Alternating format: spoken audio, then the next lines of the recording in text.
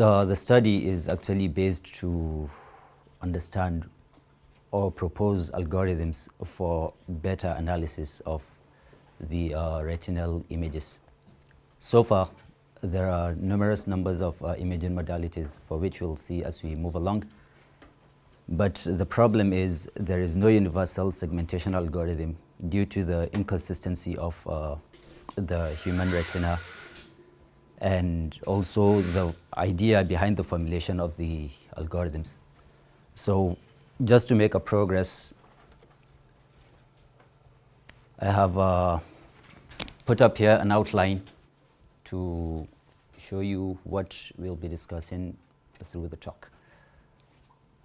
First, we'll be looking at the motivation of the study, why the study was selected, moving down to the significance. By doing this study, what do we achieve? What is the benefit of that? As handful as the significance are, there are some problems attached, and then we'll look at some of them. Along the way, we'll be discussing some retinal images, which are the actual things we are looking on. Then discuss the main idea, which is image segmentation, for which my main problem is based on, and then we'll look at some of the algorithms, which are methods for which these problems are solved. Then I'll discuss on, or rather we'll talk or see an approach of which I've proposed, because I'm in my early stage, so it's not yet matured and I have some thoughts about it. Then present a little bit of the results so far from the proposed approach, and then finally the bits of conclusion. So talking about the motivation of the study, there are four main causes of eye diseases in the world, according to Mona Catherine Gavin and Michael D. Abramoff in a paper published in 2008. And also this has been confirmed by the World Health Organization. The leading one is the cataract, which in 2002 accounted for about 20 million people blind. But the problem is, or rather the thing is, for cataract it affects the front of the eye, and then it is usually noticed by the patient, which makes it easy to be diagnosed, and it is also reversible. That means with surgery this problem can be medicated. But these three diseases are the problem because they affect the back of the eye, which is the retina. And the problem with them, which makes it more complicated, is because the patient, one, doesn't know it. And then the causes of these diseases are actually not specific. So we have a little bit of the details which are being confirmed by the World Health Organization, because, for example, the diabetic retinopathy accounted for 5 million people, according to a study by the World Health Organization in 2002. So far that was what motivated me. If it has that magnitude in 2002, and they are all being predicted to increase along the way, because, for example, taking the age-related macular degeneration, people are growing further. It usually affects people who are above the age of 40. So with people growing older, then the magnitude of the age-related macular degeneration is also likely to increase. Glaucoma is a well-known disease actually for centuries, and it has actually developed a nickname called the silent thief of sight. So far, there are ways of which we'll look at further along the way, of which images of this retina are acquired. However, there is the problems, because one, the causes of some of these diseases are not known. Therefore, we have to look at ways of either curing them or preventing them. But rather, as it's usually been stated, prevention is better than cure.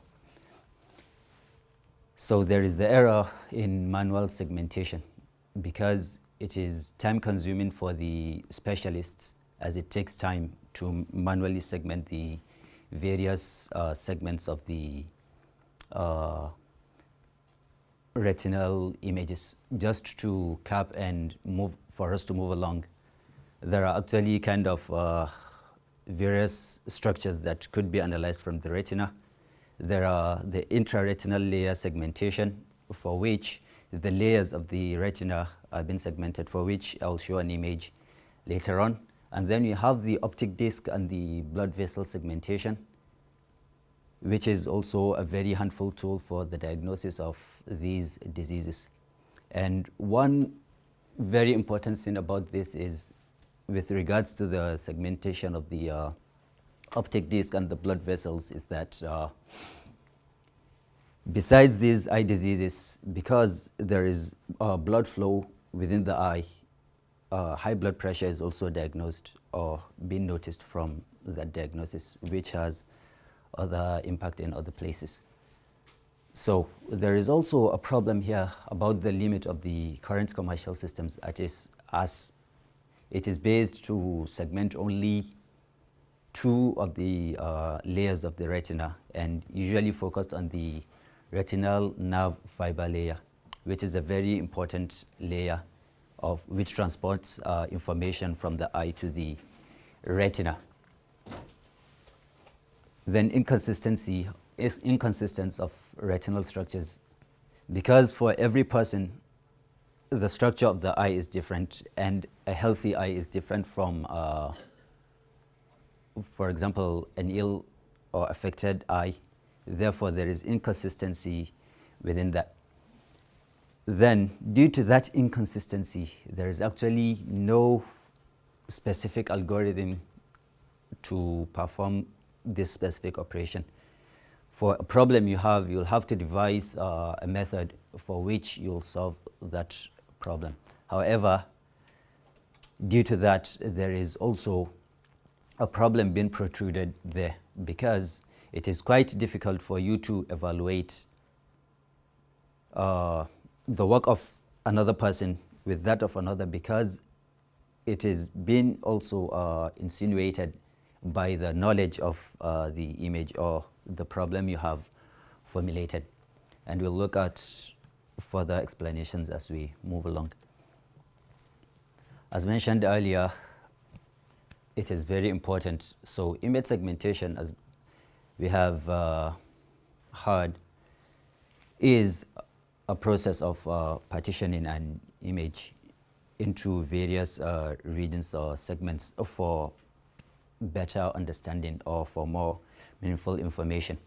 And the reason why it is very important is it is also used in, besides the, for example, the layer segmentation, it is also used in fields of cancer and other medical imaging. So with this, by trying to solve these problems, there are some benefits of it, because these diseases, which are the glaucoma, age-related macular degeneration, and the diabetic retinopathy, could be diagnosed early, and that means people don't have to go through surgery, which will save not only time, but will save substantial amount of money and will also improve the health of people. And it is also important in tracking the progress of medication, because if an image is being captured at this time and then medication is being administered to that person, at a later stage the images are also being taken again, and then comparing these to the progress of the medication could be tracked. That is to know if the patient is actually responding to the treatment being administered to him, which is also very important, because if the patient is not responding, then another medication might be suggested and the causes could be highlighted. It is also time saving and it is more efficient, because the manual segmentation is subjected to the level of competence of the manual grader. So we'll take a little look take a look at some of the retinal imaging modalities. Optical coherence tomography is the latest imaging modality. It's the latest imaging modality introduced by Huang et al. In 1991. It is based on the interferometry principle, whereby a light is flashed into the eye. This gets to the back of the eye, which is the retina, and then a reflection of that light is being taken, which provides a very high definition image of the retina. Fundus photography is also very important, as that is used in acquiring the optic disc and the blood vessels image. Magnetic resonance imaging is also another method of acquiring those images. However, optical coherence tomography is the latest advancement in the imaging modality, and it provides high resolution images because some of the layers are actually visible on the images, but it takes time to segment them manually. So now that we have the image and we know that partitioning this image is important, there are some methods being used in actually segmenting these images.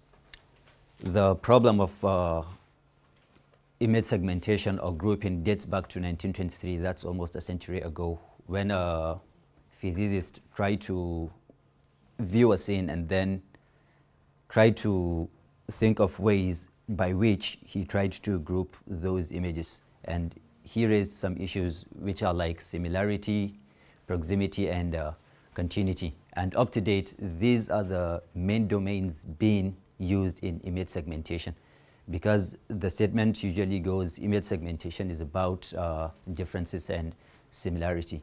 Therefore, these issues are what are still being used in the concept of image segmentation. These are the methods used in image segmentation. However, I don't know if the view is very clear. Okay. Here I have image segmentation algorithms. Here on my right, I have the various image segmentation algorithms. And then right here on my left, I have the images, because the type of image and the features you see on the image actually affects how you go about the segmentation algorithm. From this aspect here, these algorithms all have a mathematical background.